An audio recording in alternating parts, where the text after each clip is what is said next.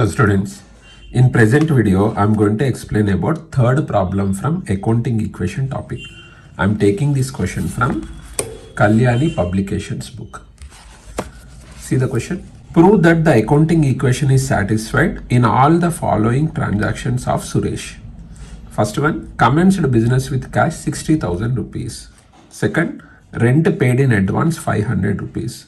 Third, purchased goods for cash 30,000 and credit 20,000. 4. Sold goods for cash 30,000 costing 20,000. Fifth, paid salary 500 and salary outstanding 100 rupees. Sixth, bought motorcycle for personal use 5,000 rupees. So third problem solution. Accounting equation is equity is equal to assets. Equity means liability plus capital is equal to assets. First point, commenced business with cash 60,000. See, this is the firm. So we are an accountant of this firm. So analyze all the transactions from firm's point of view. From owner, cash is coming into the firm because owner brought capital into the business now. So 60,000 cash is coming from the owner. So in this transaction, asset side, cash asset is affected. So cash is coming into the firm now. How much? 60,000 rupees. And owner is investing this money into the firm. So this is known as capital. Equity side, capital is affected. Capital is increased by 60,000 rupees. So in first transaction, equity side capital is increased, asset side cash is increased. Finally, capital is equal cash. 60,000 is equal 60,000. Equity is equal to asset. Thus, accounting equation is satisfied. Second point, rent paid in advance 500 rupees. So next year rent now only we paid. From the firm cash is going now. So firm paid 500 rupees cash to building owner towards rent. From the firm cash is going. So asset side cash is affected. In second point, cash is decreased by 500 rupees and rent paid in advance. This is an expenditure to us now. So expenditure from capital we have to subtract. So capital owner's money.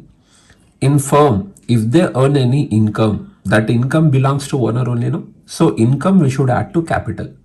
And if any expenditure is incurred in the firm, finally that expenditure owner should bear. So from owner's money, from capital, expenditure we should subtract. Rent paid in advance, 500, we have to subtract from capitals. Then final effect is capital, 60,000 minus 500, 59,500. Cash, 60,000 minus 500, 59,500. Finally, equity is equal to 59,500, asset is also 59,500. So equity is equal to asset. Accounting equation is satisfied. Next come to third point. Purchased goods for cash 30,000 and credit 20,000. Firm purchased goods from one supplier. Supplier's name is not given. Imaginary name S. So we purchased goods for 50,000 rupees. 50,000 worth goods are coming.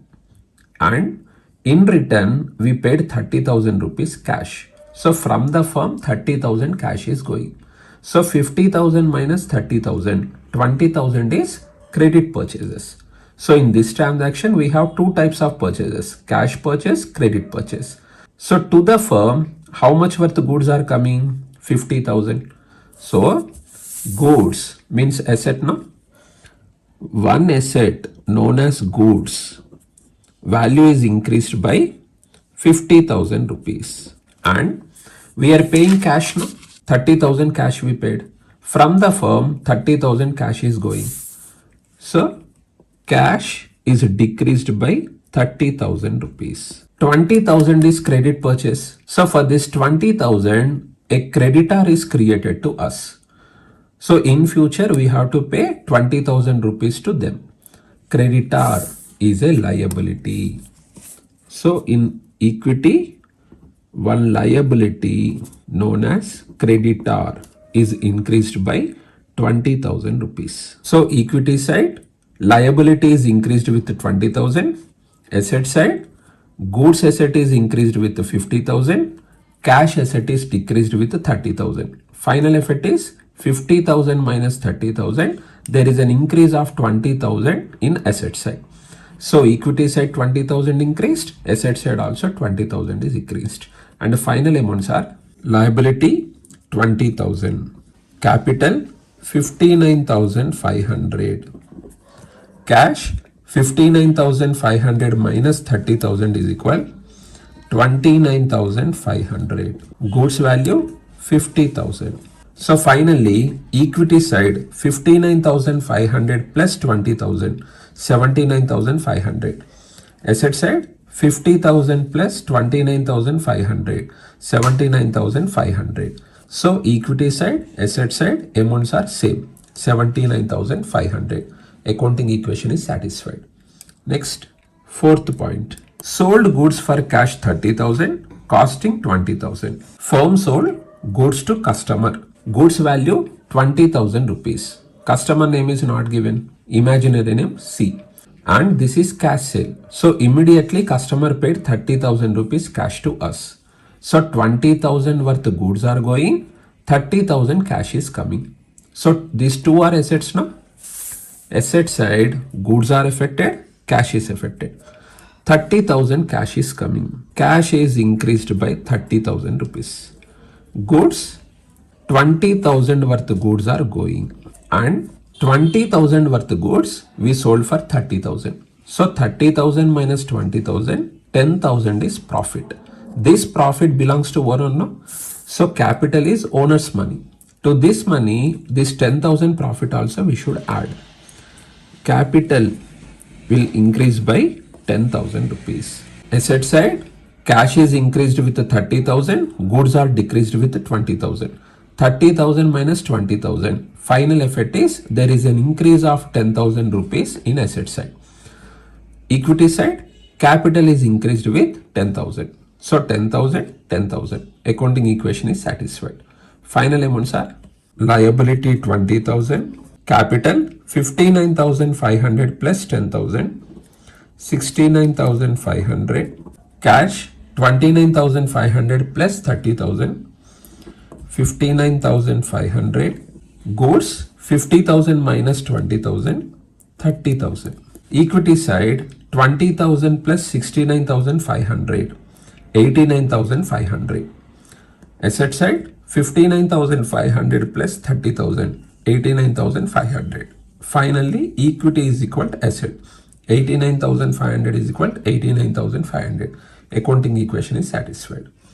Next, fifth point. Paid salary 500 and salary outstanding 100. So what is the difference? 500 salary we paid. There is a cash outflow of 500. Salary outstanding means we have to pay. We are not yet paid 100 rupees. Firm has to pay salary to employee. No?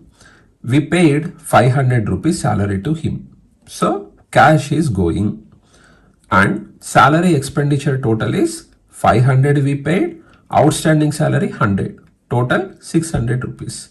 Asset side 500 cash is going now. Cash is decreased by 500 rupees and salary 500, outstanding salary 100, 500 plus 100, total 600. This is expenditure.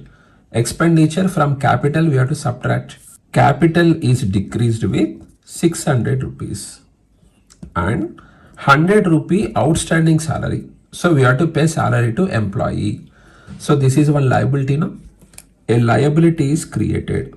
Amount 100 rupees. So final effect is asset side cash is decreased with 500. Equity side capital is decreased by 600 and liability is increased with 100 rupees. Final effect is there is a decrease in capital with 600 minus 100, 500 rupees. Finally, asset side 500 is decreased, equity side also 500 is decreased. Accounting equation is satisfied. And the final amounts are liability is 20,100 rupees. Capital 69,500 minus 600 is equal 68,900 rupees. Asset 59,500 minus 500, 59,000 rupees. Goods value same, 30,000 rupees. Finally, equity side 68,900 plus 20,100, 89,000. Asset side 59,000 plus 30,000, 89,000. So equity is equal asset. Accounting equation is satisfied. Now last point, sixth point. Bought motorcycle for personal use 5,000 rupees. This is firm. So owner withdrew money from firm 5,000 rupees, and with this 5,000 rupees owner purchased motorcycle for his personal use. So this is known as drawings. From the firm cash is going 5,000. Asset side cash is decreased with 5,000 rupees, and for personal use when owner withdraws money from the firm, that is known as drawings. Drawings from capital we have to subtract. So from capital 5,000 minus. So equity side capital is decreased with 5,000. Asset side cash is decreased with 5,000. So finally two side amounts are same. Accounting equation is satisfied. Then final amounts are liability is 20,100, capital 68,900 minus 5,000, 63,900, cash 59,000 minus 5,000, 54,000 rupees. Goods value same, 30,000 rupees. Finally, equity side, liability value 20,100 plus capital 63,900, total 84,000 rupees. Asset side, cash 54,000 plus 30,000 goods, total 84,000 rupees.